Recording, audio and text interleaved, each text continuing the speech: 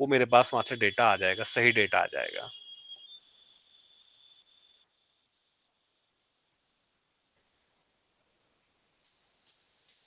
तो convert function आप ये कर लेना, ठीक है। इसके बाद जो हमारा मेन है वो हो जाता है हमारा सब क्वेरी। अब देखो जो सब क्वेरी है ये भी हमारे 2 पार्ट में डिवाइडेड है, और ये एसक्यूएल में अगर हमने ज्वाइन सीख लिया है तो ये भी सीखना पड़ेगा, ठीक है। ये भी उतना ही इंपॉर्टेंट है जितने हमारे ज्वाइंस है, राइट। अब हमारे पास दो तरह की क्वेरी होती है, एक तो होती है नेस्टेड क्वेरी,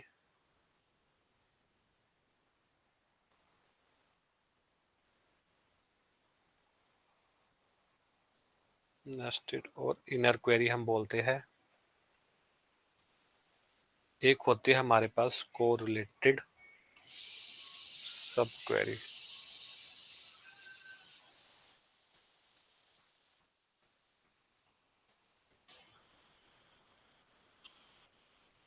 ठीक है, तो बेसिकली हमारे पास इसमें दो तरह की वो होती है सब क्वेरी, एक होती है नेस्टेड और एक होती है हमारे पास कोरिलेटेड सब क्वेरी, ठीक है। अब सब मेजर डिफरेंस क्या है दोनों में, अगर मैं बात करता हूँ नेस्टेड बाय सब क्वेरी और या इनर क्वेरी की हम बात करते हैं, और कोरिलेटेड सब क्वेरी की मैं बात करता हूँ, ठीक है। तो बेसिकली जैसे आप, मैंने इस ये वाली क्वेरी चलाई यहाँ पे, select star from EMP.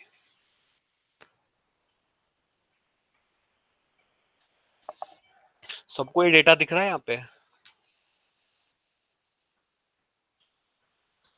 Yes sir. Okay. Yes sir. Okay, अब मैं आपको बोलता हूँ मुझे वो डेटा चाहिए जिसकी सैलरी एडम से ज्यादा है, कैसे निकालूं?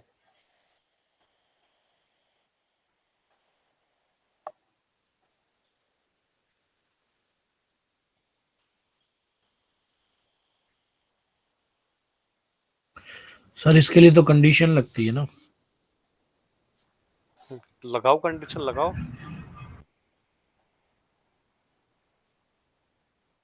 हम्म।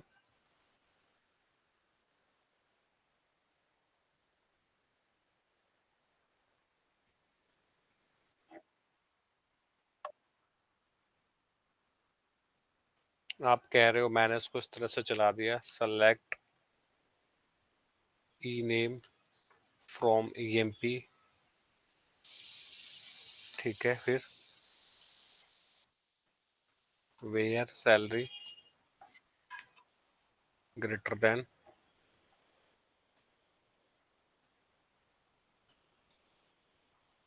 क्या दो बताओ?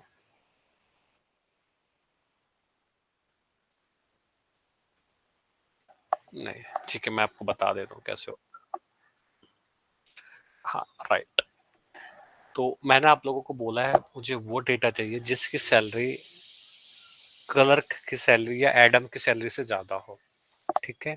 तो सबसे पहले आपको क्या निकालना पड़ेगा, एडम्स की सैलरी निकालनी पड़ेगी।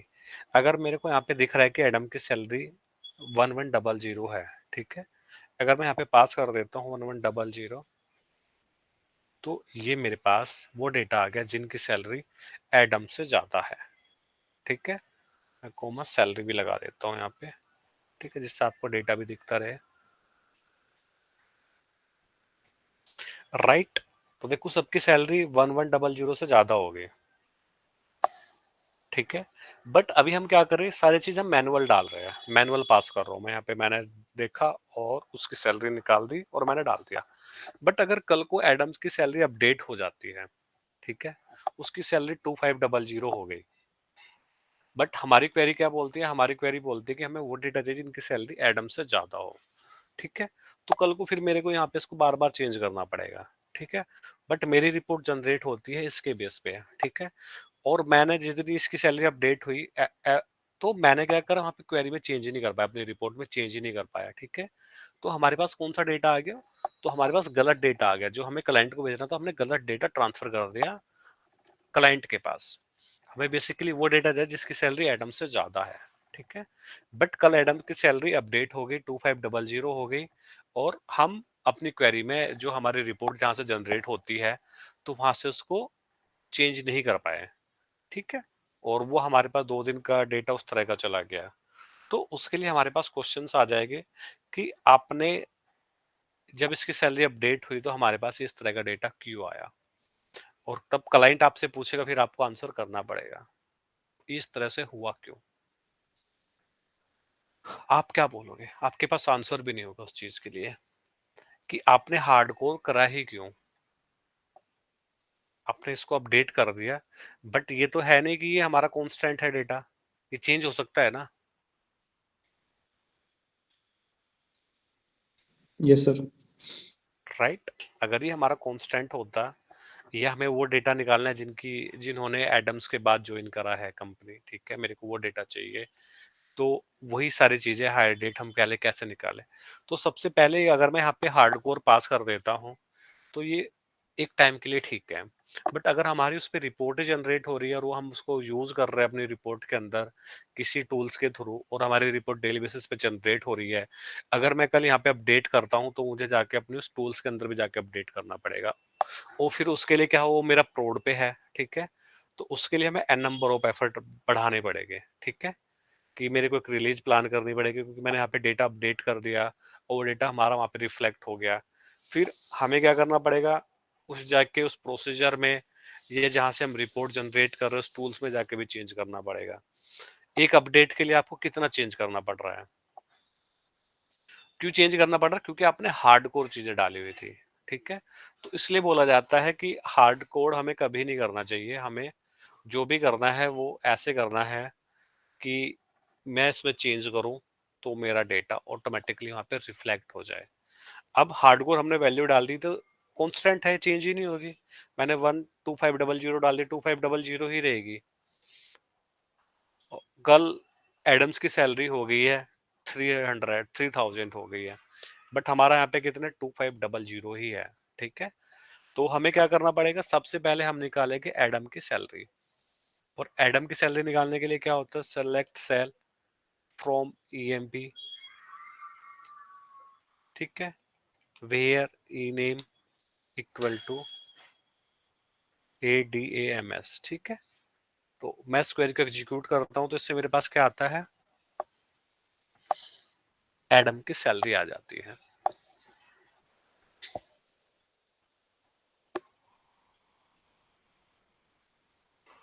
तो यहां से हमारे पास क्या, एडम की सैलरी आई। ठीक है।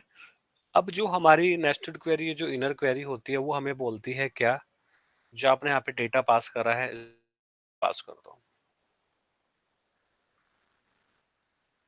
ठीक है। अब मैं इस क्वेरी को एग्जीक्यूट कर देता हूँ। तो अब आप देखो, जो आपके पास डेटा आया है वो वाला डेटा आया है जिसकी सैलरी एडम से ज्यादा है। ठीक है। अब ये क्या होता है, जैसे हमने बोला नेस्टेड या इनर क्वेरी, जैसे मैंने यहाँ पे बात करी आप लोगों से। ठीक है। तो ये क्या होता है, इसमें बेसिकली जो बाहर वाली क्वेरी होती है, बाहर वाली क्वेरी कौन सी होगी हमारी, ये वाली बाहर क्वेरी होगी। ठीक है। तो इस ये वाली क्वेरी क्या होती है हमारी, इस क्वेरी के ऊपर डिपेंडेंट होती है। अगर इसने यहाँ से इसको डेटा मिला तभी हमारे पास रिजल्ट आएगा, अदरवाइज हमारे पास रिजल्ट नहीं आएगा। तो बेसिकली क्या होता है, पहले हमारी अंदर वाली क्वेरी एग्जीक्यूट होती है, फिर हमारी बाहर वाली क्वेरी एग्जीक्यूट होती है। तो हमारा सिस्टम कितनी बार चलता है, जो हमारा एसक्यूएल इंजन है इस क्वेरी को 2 बार एग्जीक्यूट करता है। एक बार अंदर वाली क्वेरी एग्जीक्यूट होती है, एक बार बाहर वाली क्वेरी एग्जीक्यूट होती है। अंदर वाली क्वेरी क्या होती है, बाहर वाली क्वेरी के लिए इनपुट प्रोवाइड करती है। ठीक है। आप इसको ऐसे भी चला सकते हैं, ऐसा नहीं है कि आपको एक सिंगल लाइन में इसको करना है, आप इसको ऐसे भी कर सकते हो। राइट।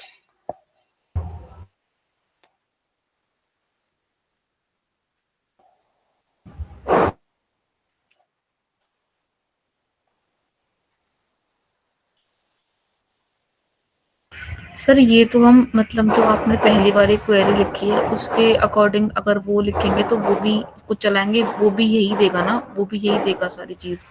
तो हमें इसकी नीड क्या है जो आपने दूसरी वाली क्वेरी लिखी है।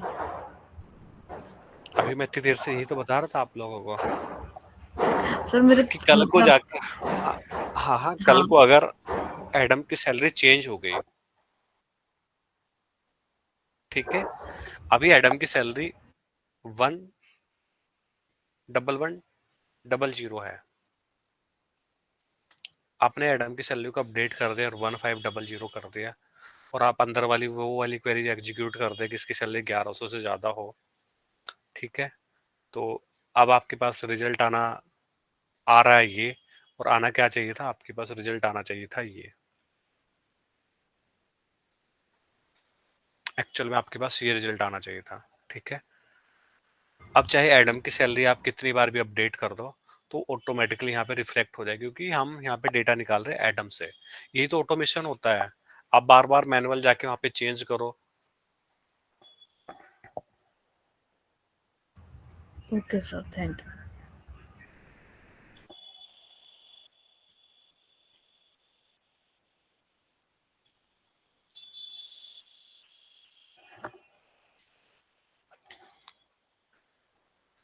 ठीक है। अब जैसे मैं बोलता हूँ वही वाले क्वेश्चन आ जाता है, मेरे को वो डेटा चाहिए जिन्होंने जिस मंथ में। सर एक क्वेश्चन और है। बिल्कुल, एक मिनट भाई, क्वेश्चन आप लोग पूछना भी।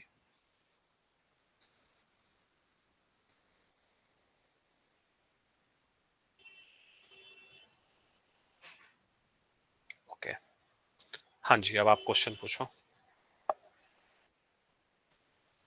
सर जैसे अगर हमें बोल दिया एलन और एडम्स के बीच की सैलरी निकालनी है, दोनों बंदों के बीच में, तो उसके लिए 3 टाइम्स चलेगा क्या ये?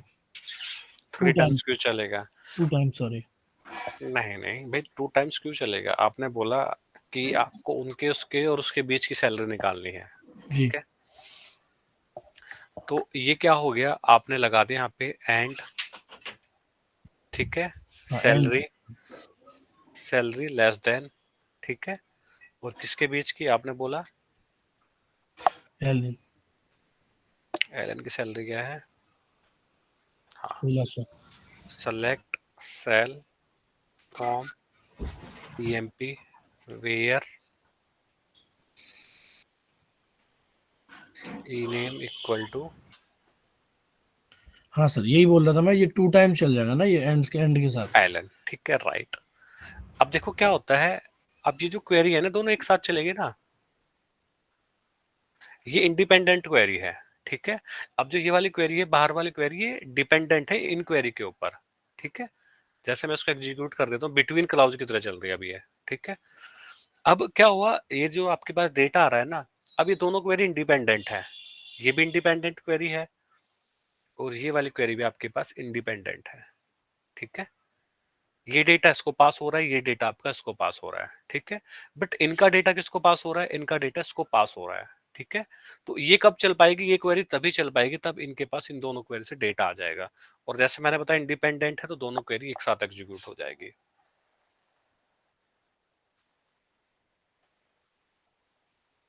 ठीक है सर। ठीक है। अब जैसे मैं बात कर रहा था, मुझे वो डेटा चाहिए जिन्होंने जिस मंथ टर्नर ने ज्वाइन करा है, मुझे वही डेटा चाहिए जिन्होंने टर्नर वाले मंथ में ज्वाइन करा है। जैसे फॉर एग्जांपल टर्नर ने सितंबर में ज्वाइन करा है, ठीक है। तो मेरे को वो सारा डेटा चाहिए जिन्होंने सितंबर मंथ में ज्वाइन करा है, ईयर कोई भी हो, बट जो डेट है या मंथ जो है वो हमारा टर्नर वाला होना चाहिए, जिस मंथ में टर्नर ने किया है। अब मेरे को नहीं पता टर्नर ने कब ज्वाइन करा है, ठीक है। और मेरे पास 10 लाख रो है, तो मेरे को सारा डेटा चाहिए जिन्होंने टर्नर वाले मंथ में ज्वाइन करा है। तो हम कैसे निकालेंगे?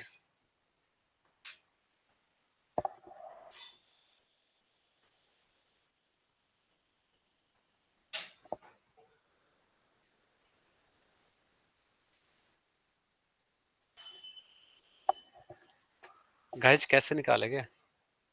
सर वेयर सैलरी की जगह मंथ आ जाएगा, बताओ भाई। और ई नेम की जगह आ जाएगा टर्नर। क्वेरी बनवाओ आप। Select star from EMP where एक मंथ मिनट, इज एक मिनट ग्रेटर देन। गाइज, बस एक मिनट देना मेरे को, एक ऑफिस से कॉल है।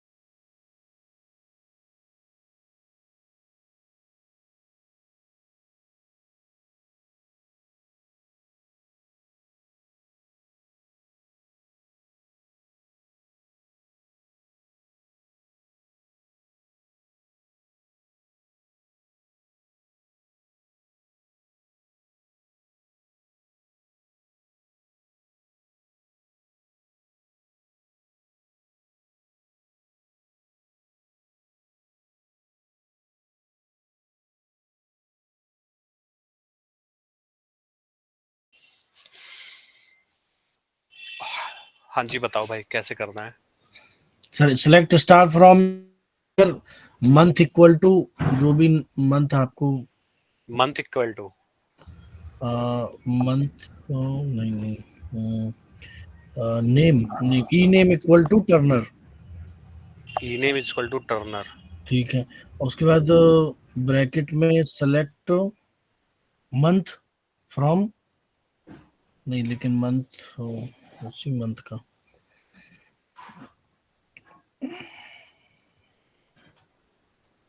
इससे तो टर्नर आ गया मेरे पास, यहाँ पे टर्नर का डेटा आ गया। मुझे तो वो डेटा चाहिए जिन्होंने टर्नर वाले मंथ में ज्वाइन करा है।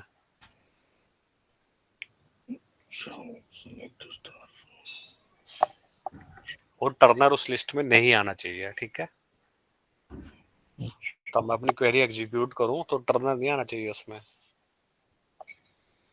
गाइस सब लोगों के लिए है ना, इनके लिए है। तो जो यहाँ है जितने भी लोग हैं तो सबको ट्राई करना है ना ये।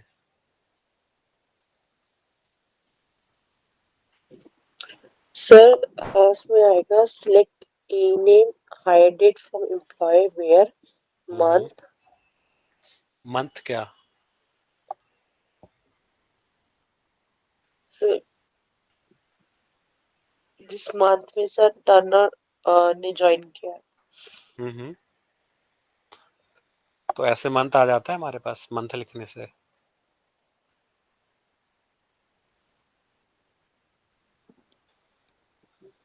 नहीं सर, पहले ही आएगा select star from month equal to month का नहीं month equal to sir month नहीं आएगा, हायर डेट ही आएगा टर्नर की जगह। हाँ मतलब मंथ वही जो सर ये जो आपने वेयर ई नेम करके लिखा है ना, इधर आप हायर डेट इक्वल्स टू, चलो मैंने बोला हायर डेट इक्वल टू, यो जो भी टर्नर की हायर डेट है वो लिख देंगे। टर्नर की हायर डेट है, मेरे को तो पता ही नहीं टर्नर की हायर डेट क्या है। सर आपने यही तो क्वेश्चन पूछा था कि टर्नर सर की जो ठीक है, हायर डेट इक्वल टू के बाद ब्रैकेट लगेगा और उसके बाद सेलेक्ट नेम ई नेम नहीं select star from e name where name E name is equal to Turner, ऐसे आएगा sir. Are you sure about it? आप बोल रहे हो select star from EMP where E name equal to Turner? Yes sir.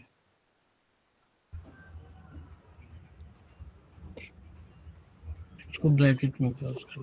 Bracket अभी आप छोड़ दो। Yes sir. इससे क्या आता है मेरे पास? सर ये तो सिर्फ टर्नर का ही देगा। इसने टर्नर की डिटेल्स दे दी, इसको क्या चाहिए यहाँ पे इक्वल टू में? अगर मैं इसको इस तरह से चला दूंगा ये तो एरर ही आ जाएगा मेरे पास। मैंने इसको चला दिया तो ये तो मेरे को एरर ही थ्रो कर रहा है। Only one expression can be specified in the selected list. हम यहाँ पे सर हम हायर इधर डेट, हायर डेट करके hire date equals to Turner लिख सकते हैं ना। तो अगर पहली तो चीज है कि आपको अभी इतना ही नहीं पता है कि मैंने यहाँ पे हायर डेट लिखा है तो इधर से भी हायर डेट ही आएगा ना, एक ही चीज आएगा ना। जिस कॉलम के साथ आप कंपेयर कर रहे हो वही तो कॉलम यहाँ पे सेलेक्ट करोगे आप अंदर। जी जी ठीक है, आपने यहाँ पे सेलेक्ट कर लिया, ठीक है। तो इससे तो हमारे पास टर्नर ही आ गया दोबारा से।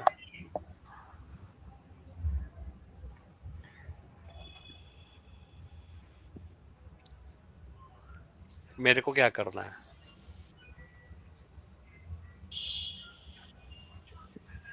मेरे को करना है जिस मंथ में टर्नर ने ज्वाइन करा है मेरे को वो डेटा चाहिए, और टर्नर उसमें उस लिस्ट में नहीं आना चाहिए।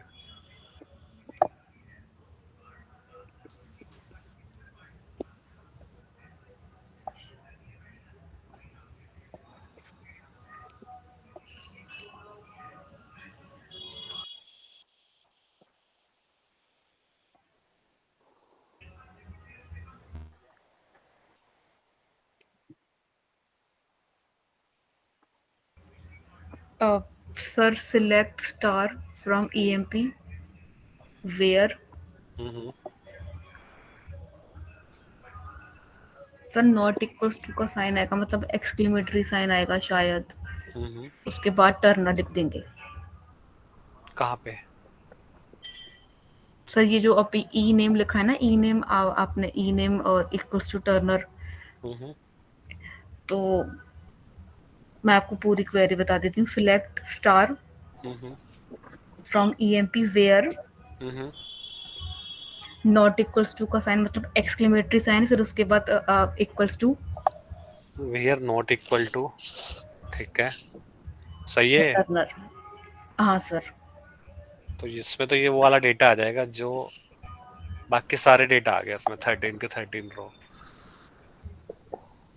सर क्वेश्चन तो हमको ये था ना, टर्नर को छोड़ के ही तो चाहिए था, बाकी सब कुछ। मेरे को वो डेटा चाहिए जिस मंथ में टर्नर ने ज्वाइन करा है, जिस मंथ में, ठीक है।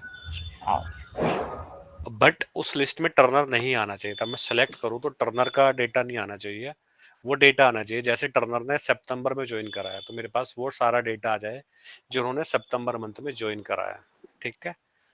अब जैसे टर्नर ने भी सितंबर में ज्वाइन करा है बट टर्नर नहीं आना चाहिए उसमें, कैसे?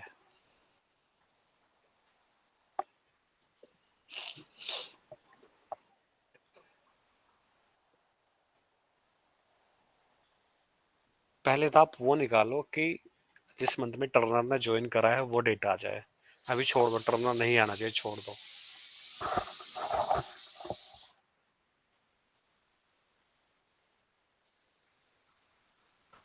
पांच छह लोगों को मिलके बताओ भाई, कोई स्पेसिफिक नहीं है कि किसी एक को बताना है।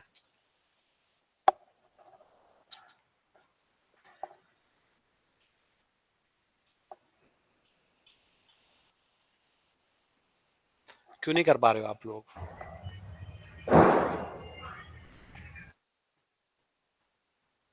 सर सिर्फ टर्नर का डेटा, टर्नर को छोड़ के डेटा चाहिए, तो फिर इसके लिए तो यही जो अभी पहले बताया था, select star from EMP where name is equals to Turner, तो बाकी सारा डेटा आ जाएगा टर्नर को छोड़ के ही।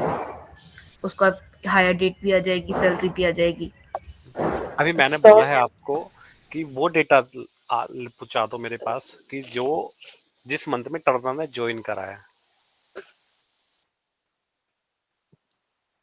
ठीक है। जैसे टर्नर के साथ सर 10 मैं लोग थे ट्राई ज्वाइन करूँ। करने वाले, ठीक है। या सर मैं ट्राई करूँ।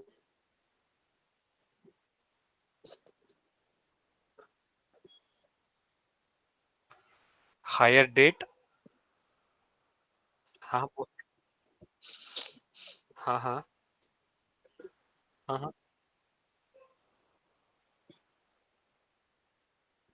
टर्नर, चलो ये आ गया, ये मैंने चला दिया अंदर, यही तो है। ये चल गया।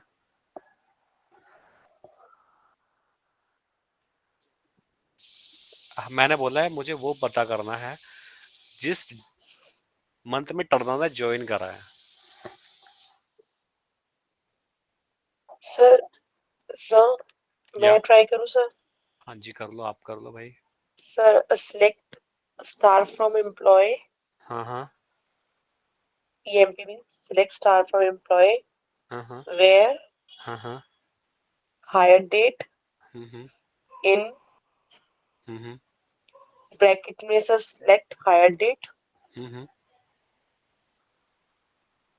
from employee EMP hmm where hmm e-name hmm Turner। Where e name equal to Turner, right.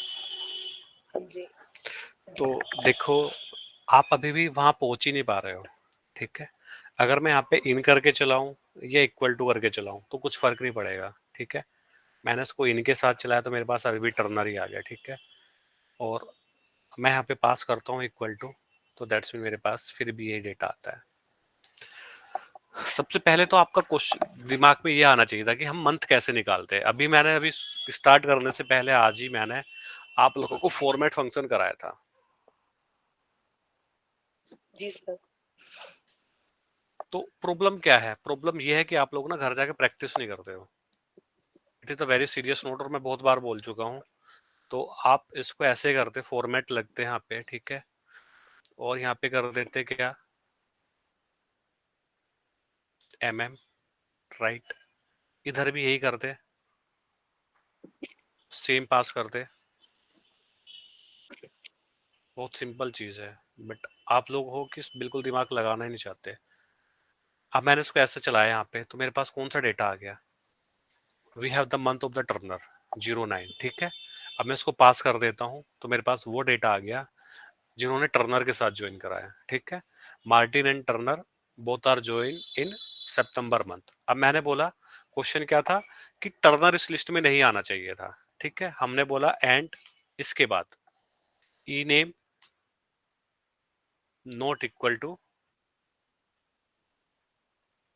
Turner, ठीक है। अब आप चला दो, ये आपका आंसर था। बहुत सिंपल चीज है। अभी मैंने 10 मिनट फॉर्मेट फंक्शन पढ़ाए हुए, बट आप लोग दिमाग लगा ही नहीं रहे हो। क्यों नहीं लगा रहे? क्योंकि आप लोग कल की प्रैक्टिस आपने करी ही नहीं है।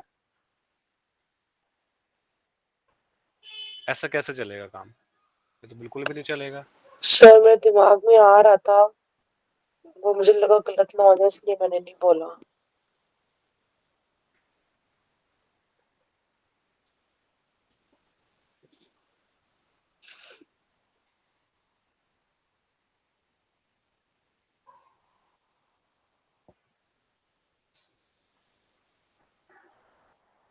बताओ मेरे को, मैंने अभी आपके सामने ये वाला क्वेश्चन करा था।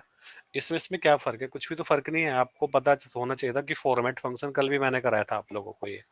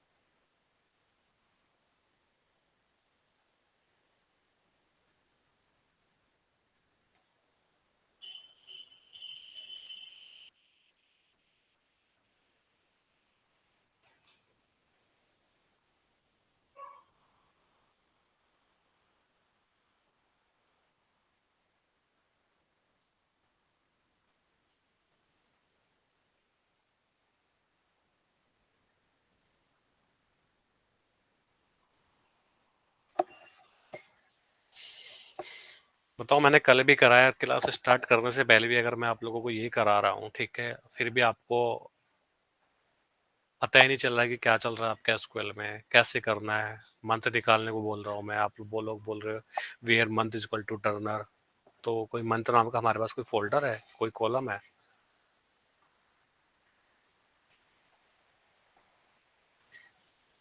ठीक है भाई, मैंने आज और करा दिया, तो मैं पूरे वीक और कराऊंगा आप लोगों को। उसके बाद में आप लोगों का असाइनमेंट पास कर दूंगा।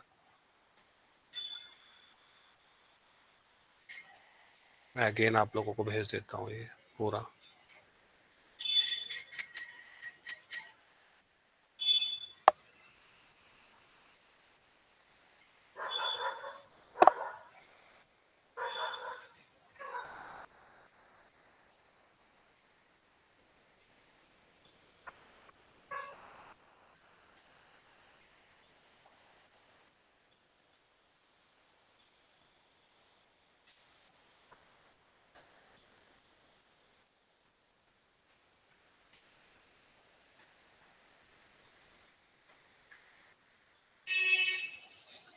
ठीक है, देखो भाई लोग को, बिना प्रैक्टिस के कुछ भी नहीं होगा। आप कितनी भी कुछ भी कर लो, कितना भी कर लेना, तो अगर आप प्रैक्टिस नहीं करोगे तो कुछ भी नहीं होगा। जी सर। इज वेरी सिंपल कि आपने क्या करना है। आपने आगे जाना है तो आप प्रैक्टिस करोगे। अगर नहीं जाना है तो जैसे चल रहा है तो वैसे ही चलता ही रहेगा। सारा खेल प्रैक्टिस का है। और हमने कोई इतना बड़ा कोर्स नहीं रखा है कि आपको लग रहा है कि बहुत दिन में कंप्लीट हो रहा है। इतने दिन में तो हम बैच कंप्लीट कर देते हैं पूरा। 3 मंथ से ज्यादा हो गया हमें। तो मुझे पता था कि चलो ठीक है, आप लोगों को कम समझ आ रहा है, तो हमने फिर भी धीरे धीरे स्टार्ट करा। ठीक है, एक चीज को हमने 2 बार मल्टीपल टाइम रिपीट करी है। बट आप लोगों की क्या है कि आप लोग बिल्कुल प्रैक्टिस ही नहीं कर रहे हो, उसी तरह से चल रहे हो जैसे चलते आ रहे हो। अगर आप ये स्पीड रखोगे अपनी तो भाई बिल्कुल नहीं होगा, मैं आप लोगों को क्लियर बोल देता हूँ।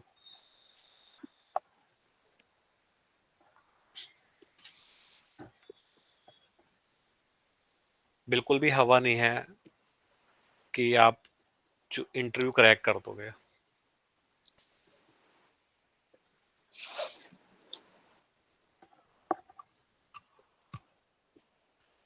अभी तो आप स्ट्रेट फॉरवर्ड क्वेश्चन का आंसर नहीं कर पा रहे हो।